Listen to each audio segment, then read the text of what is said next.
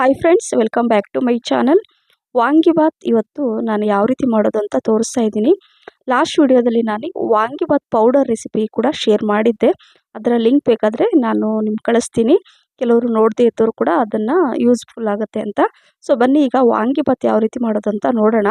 ಇಲ್ಲಿ 4 ನಾನು ಈ ಗ್ರೀನ್ ಕಲರ್ ಬದನೆಕಾಯಿನ ತೊಗೊಂಡಿದ್ದೀನಿ. ಅದನ್ನು ನೀಟಾಗಿ ತೊಳೆದ್ಬಿಟ್ಟು ಕೂಡ ಇಟ್ಕೊಂಡಿದ್ದೀನಿ. ಆದರೆ ಮತ್ತೆ ನಾನು ಒಂದು ಬೇರೆ ಪಾತ್ರೆಯಲ್ಲಿ ಸ್ವಲ್ಪ ಉಪ್ಪನ್ನು ಒಂದು 2ರಿಂದ 3 ಟೀ ಸ್ಪೂನಷ್ಟು ಉಪ್ಪು ಹಾಕಿ, ಅಂದರೆ ಉಪ್ಪು ನೀರಲ್ಲಿ ಹಾಕಿ ಇದನ್ನು ನಾನು ಇಡ್ತೀನಿ. ಯಾಕಂದರೆ ಕಲರ್ ಚೇಂಜ್ ಆಗೋಲ್ಲ. ಸೊ ನೋಡಿ, ಈ ರೀತಿಯಾಗಿ ನಾನು ಕಟ್ ಮಾಡ್ಕೊಳ್ತಾ ಇದ್ದೀನಿ. ಈ ರೀತಿಯಾಗಿ ಸ್ವಲ್ಪ ದೊಡ್ಡ ಗಾತ್ರದಲ್ಲಿ ಉದ್ದುದ್ದಕ್ಕೆ ಈ ಥರ ಕಟ್ ಮಾಡ್ಕೋಬೇಕು. ಆವಾಗ ತುಂಬ ಚೆನ್ನಾಗಿರುತ್ತೆ. ಈಗ ಉಪ್ಪು ನೀರಲ್ಲಿ ನಾನು ಹಾಕಿ ಇಡ್ತಾ ಇದ್ದೀನಿ. ನೋಡ್ತಾ ಇರ್ಬೋದು, ಸ್ವಲ್ಪ ಜಾಸ್ತಿ ಪ್ರಮಾಣದಲ್ಲಿ ಬದನೆಕಾಯಿ ಇದ್ದರೆ ತುಂಬ ಚೆನ್ನಾಗಿರುತ್ತೆ ಅಂತ ನಾನು ದೊಡ್ಡ ದೊಡ್ಡ ಗಾತ್ರದ ಒಂದು 4 ಬದನೆಕಾಯಿನ ತೊಗೊಂಡಿದ್ದೀನಿ.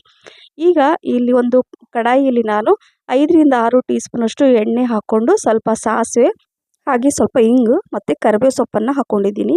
ನಂತರ 2 ಟೀ ಸ್ಪೂನಷ್ಟು ಉದ್ದಿನಬೇಳೆ, 2 ಟೀ ಸ್ಪೂನಷ್ಟು ಕಡಲೆಬೇಳೆನ ಹಾಕ್ಕೊಂಡು ಇದನ್ನು ಸ್ವಲ್ಪ ಫ್ರೈ ಮಾಡ್ಕೋಬೇಕು. ಒಣಮೆಣಸಿನ್ಕಾಯಿ, ಬ್ಯಾಡಗಿ ಮೆಣಸಿನ್ಕಾಯಿ ಹಾಕ್ತಾಯಿದ್ದೀನಿ, 2ರಿಂದ 3. ಈ ರೀತಿ ಹಾಕೊಳ್ಳೋದ್ರಿಂದ ತುಂಬ ಚೆನ್ನಾಗಿರುತ್ತೆ. ನೋಡ್ಲಿಕ್ಕೆ ಕೂಡ ತುಂಬ ಚೆನ್ನಾಗಿ ಕಾಣಿಸುತ್ತೆ. ಸೊ ನೋಡಿದ್ರಲ್ಲ, ಈ ಥರ ಕಲರ್ ಚೇಂಜ್ ಆಗಬೇಕು, ಹಸಿ ವಾಸನೆ ಎಲ್ಲ ಹೋಗಬೇಕು. ನಂತರ ತೊಳೆದಿಟ್ಟು, ಅಂದರೆ ಉಪ್ಪು ನೀರಲ್ಲಿ ನಾನೇನು ಬದನೆಕಾಯಿ ಹೆಚ್ಚಿಟ್ಟಿದ್ನಲ್ಲ, ಸೊ ಅದನ್ನು ಒನ್ ಟೈಮ್ ನೀರೆಲ್ಲ ತೆಗೆದುಬಿಟ್ಟು ಒನ್ ಟೈಮ್ ನೀಟಾಗಿ ತೊಳೆದು ಇದನ್ನು ಹಾಕ್ತಾಯಿದ್ದೀನಿ ಈ ರೀತಿ. ಸೊ ಈ ರೀತಿ ಹಾಕೋದ್ರಿಂದ ಕಲರ್ ಚೇಂಜ್ ಆಗೋಲ್ಲ, ರುಚಿ ಕೂಡ ಹಾಳಾಗಲ್ಲ. ಸೊ ಇದೇ ರೀತಿಯಾಗಿ ಮಾಡ್ಕೊಳ್ಳಿ. ಈಗ ಇದನ್ನು ಮಿಕ್ಸ್ ಮಾಡಿಕೊಂಡು ಸ್ವಲ್ಪ ಅರಿಶಿಣ ಹಾಕ್ಕೊಳ್ತಾ ಇದ್ದೀನಿ. ಹಾಗೆ ರುಚಿಗೆ ತಕ್ಕಷ್ಟು ಉಪ್ಪನ್ನು ಹಾಕ್ಕೊಂಡು ಚೆನ್ನಾಗಿ ಮಿಕ್ಸ್ ಮಾಡ್ಕೋಬೇಕಾಗತ್ತೆ. ನಾನು ಇದರಲ್ಲಿ ಸ್ವಲ್ಪ ಕೂಡ ನೀರು ಹಾಕ್ತಾಯಿಲ್ಲ. ಸೊ ಈ ಥರ ಮಾಡಿಕೊಂಡ್ರೆ 2ರಿಂದ 3 ದಿನ ಕೂಡ ಹಾಗೆ ಇಟ್ಟರೂ ಕೂಡ ಇದು ಹಾಳಾಗಲ್ಲ.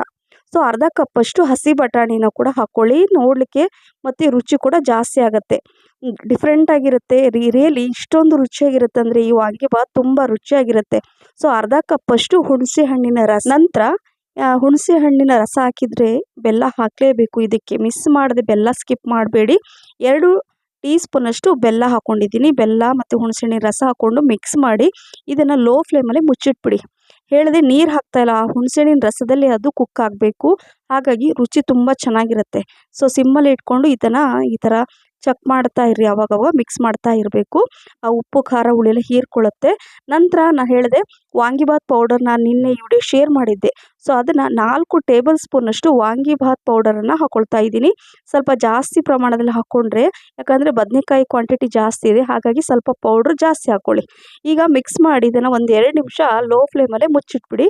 ಆ ವಾಂಗಿಬಾತ್ ಮಸಾಲೆ ಪೌಡ್ರ್ ಎಲ್ಲ ಅದಕ್ಕೆ ಹೊಂದ್ಕೊಳ್ಳುತ್ತೆ. ನೋಡಿದ್ರಲ್ಲ ಎಷ್ಟು ಚೆನ್ನಾಗಿ ಕಾಣಿಸ್ತಾ ಇದೆ. ಸೊ ಈಗ ಇದು ಪರ್ಫೆಕ್ಟಾಗಿ ಕುಕ್ ಆಗಿದೆ. ಈಗ ನಾನು ಸೈಡಲ್ಲಿ ಅನ್ನ ಮಾಡಲಿಕ್ಕೆ ಇಟ್ಟಿದ್ದೆ, ಅನ್ನ ಕೂಡ ಆಗಿದೆ. ಈಗ ಏನಂದರೆ ಈ ಬಿಸಿ ಬಿಸಿ ಅನ್ನ ಇದರಲ್ಲಿ ಹಾಕ್ಕೊಂಡು ಮಿಕ್ಸ್ ಮಾಡ್ಕೋಬೇಕಾಗತ್ತೆ. ನೀವು ಅನ್ನ ಮಾಡೋಕ್ಕಿಂತ ಮುಂಚೆ ಈ ವಾಂಗಿಬಾತ್ ನಾನು ಏನು ಮಾಡಿಟ್ಟಿದ್ದೀನಲ್ಲ, ಅದನ್ನು ಈ ಗ್ರೇವಿನ ನೀವು ಮಾಡಿ ಇಟ್ಬಿಡಿ. ಇದು 2ರಿಂದ 3 ದಿನ ಕೂಡ ಹಾಳಾಗಲ್ಲ. ಯಾಕಂದರೆ ಇದರಲ್ಲಿ ನಾವು ಸ್ವಲ್ಪ ಕೂಡ ನೀರು ಹಾಕಿಲ್ಲ. ನಿಮ್ಗೆ ಯಾವಾಗ ಬೇಕಾಗುತ್ತೋ, ಅನ್ನ ಯಾವಾಗ ಮಾಡಿರ್ತೀರಲ್ಲ, ಸ್ವಲ್ಪ ಸ್ವಲ್ಪನೇ ಹಾಕ್ಕೊಂಡು ಕಲಿಸ್ಕೊಂಡು ಕೂಡ ತಿನ್ಬೋದು. ಸೊ ಹಾಗಾಗಿ ಇದು ತುಂಬಾ ಒಂಥರ ಒಳ್ಳೆ ರೆಸಿಪಿ ಅಂತ ಕೂಡ ಹೇಳ್ಬೋದು. ಸೊ ಅನ್ನ ಹಾಕಿ ಚೆನ್ನಾಗಿ ಮಿಕ್ಸ್ ಮಾಡಿ ಲಾಸ್ಟಲ್ಲಿ ಕೊತ್ತಂಬರಿ ಸೊಪ್ಪನ್ನು ಕೂಡ ಹಾಕಿದ್ದೀನಿ. ನೋಡಿ ಎಷ್ಟು ಚೆನ್ನಾಗಿ ಕಲರ್ ಬಂದಿದೆ. ಯಾಕಂದರೆ ವಾಂಗಿಬಾತ್ ಪೌಡರ್ ತುಂಬ ಚೆನ್ನಾಗಿ ಇತ್ತು.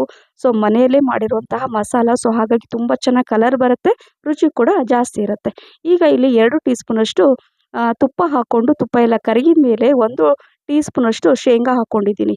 ಶೇಂಗಾ ಎಲ್ಲ ಸ್ವಲ್ಪ ಕಲರ್ ಚೇಂಜ್ ಆದಮೇಲೆ ಸ್ವಲ್ಪ ಕ್ರಿಸ್ಪಿಯಾಗಿ ಬರುತ್ತೆ. ಸೊ ನೋಡಿ, ಈ ರೀತಿಯಾಗಿ ಸ್ವಲ್ಪ ಕಲರ್ ಚೇಂಜ್ ಆದಮೇಲೆ 10ರಿಂದ 15 ಗೋಡಂಬಿನ ಹಾಕ್ಕೊಳ್ತಾ ಇದ್ದೀನಿ. ಸೊ ಇದನ್ನೆಲ್ಲ ಚೆನ್ನಾಗಿ ತುಪ್ಪದಲ್ಲಿ ಫ್ರೈ ಮಾಡಿದ್ಮೇಲೆ ಲಾಸ್ಟಲ್ಲಿ ಈ ಥರ ಹಾಕ್ಕೊಂಬಿಡಿ. ಆಹಾ, ರಿಯಲಿ ರುಚಿ ಡಬಲ್ ಆಗುತ್ತೆ. ಸೊ ನೋಡಿದ್ರಲ್ಲ ಫ್ರೆಂಡ್ಸ್, ಥಟ್ ನೀವೇನಾದರೂ ಡಿಫ್ರೆಂಟಾಗಿ ಏನಾದರೂ ತಿನ್ನಬೇಕು ಅಂತ ಅನಿಸಿದರೆ ಈ ವಾಂಗಿಬಾತನ್ನು ಮಾಡಿ ತಿನ್ನಿ. ಮತ್ತು ಸುಲಭ, ರುಚಿ ಅಂತೂ ಅದ್ಭುತ ಅಂತ ಹೇಳ್ಬೋದು. ಈ ಥರ ಎಲ್ಲ ಮಿಕ್ಸ್ ಮಾಡಿಕೊಂಡು ಬಿಸಿ ಬಿಸಿ ನೀವು ತಿಂತಾ ಇದ್ದರೆ ರಿಯಲಿ ಬಾಯಲ್ಲಿ ನೀರುಣಿಸುವಂತಹ ಈ ವಾಂಗಿಬಾತ್ ನಿಮಗೆ ಪದೇ ಪದೇ ಮಾಡಿ ತಿನ್ನೋದಂತೂ ಗ್ಯಾರಂಟಿ. ಬ್ರೇಕ್ಫಾಸ್ಟ್, ಲಂಚ್ ಬಾಕ್ಸಿಗಂತೂ ಪರ್ಫೆಕ್ಟ್ ರೆಸಿಪಿ. ಎಷ್ಟು ಚೆನ್ನಾಗಿ ಕಲರ್ ಬಂದಿದೆ ಅಲ್ವಾ, ಹಾಗೆ ರುಚಿ ಕೂಡ ಅದರ ಡಬಲ್ ಅಂತ ಹೇಳ್ತಾ, ವಾಂಗಿಬಾತ್ ಪೌಡರ್ ರೆಸಿಪಿ ನಿನ್ನೆಷ್ಟೇ ಶೇರ್ ಮಾಡಿದ್ದೆ. ನೋಡದೇ ಇರೋರು ಲಿಂಕ್ ಅಂತ ಕಮೆಂಟ್ಸಲ್ಲಿ ಹಾಕಿ, ನಾನು ಅದನ್ನು ಮತ್ತೆ ನಿಮಗೆ ಆ ಲಿಂಕನ್ನು ಕಳಿಸ್ತೀನಿ. ಸೊ ಈ ರೆಸಿಪಿ ನಿಮಗೆ ಇಷ್ಟ ಆಗಿದ್ದರೆ ಲೈಕ್, ಶೇರ್, ಕಮೆಂಟ್ಸ್ ಮತ್ತು ಸಬ್ಸ್ಕ್ರೈಬ್ ಮಾಡೋದನ್ನು ಮರಿಬೇಡಿ. ನಿಮ್ಮ ಫ್ರೆಂಡ್ಸ್ ಮತ್ತು ಫ್ಯಾಮಿಲಿ ಕೂಡ ಶೇರ್ ಮಾಡಿ. ಹಾಗೆ ನನ್ನ ಫೇಸ್ಬುಕ್ ಪೇಜ್ ಫಾಲೋ ಮಾಡಿ. ಮತ್ತೆ ಸಿಗ್ತೀನಿ. Thank you for watching. Bye.